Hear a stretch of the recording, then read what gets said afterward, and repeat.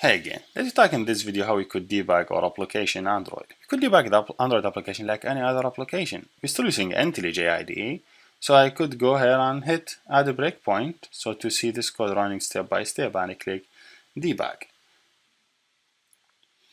Here you go. Here you go, show me the app now, suppose. I would wait 4 seconds. So here you go, now this is the app. I could just hit this one and enter my database. So I say 1989, then I go and hit get. When I hit get, this one should get run step by step. I hope so. Let's hope. Yeah, here you go. So now I see it this way. So this is same console, we see it in Kotlin. So now if I step over, step into, step over to see the output, step over it. So now you see the input was 1989, this field.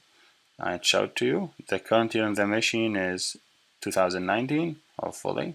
You see it in 2018. And this one, whatever your age is 30, just defining variable and everything.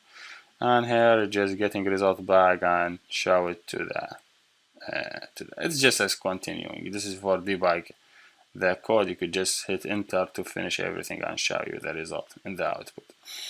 So this is basically how we could debug step by step. It's similar to when you add a break condition. That's what we did before. You could just run the code on a specific condition or so on, so on. The one important thing I want to discuss here is the lookout. Lookout is just show you all the logs related to your app. You could print logs here if you want.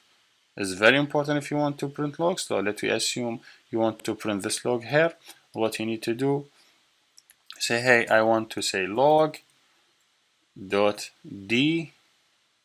See, it doesn't finish, so I need to, it doesn't load. I click Control space, so it will load the log library. I click enter, dot d, dot debug, that's mean debug. Tag, I would say log me. You will see how important this one is in a second, and you just show him this is in the log. Now when someone click enter or click debug, whatever, just let me click just run and see.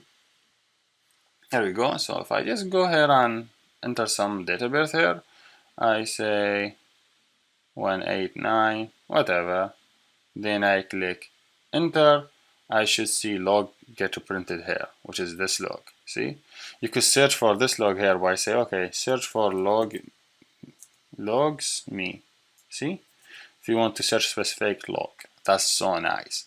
What if there's an issue happen? Let me assume I just go to the LUI, and if you remember, our application accept only show you only number keyboard because we defined this one as a date. What if I define as a text? In this case, user could input text in the field. Let me just run. There we go. The app is running now. Now see the keyboard now don't show only a number, show a text. So now some user could enter text instead age. Now when I hit a click, it should give me error. The application should break. Why? Because you cannot enter this.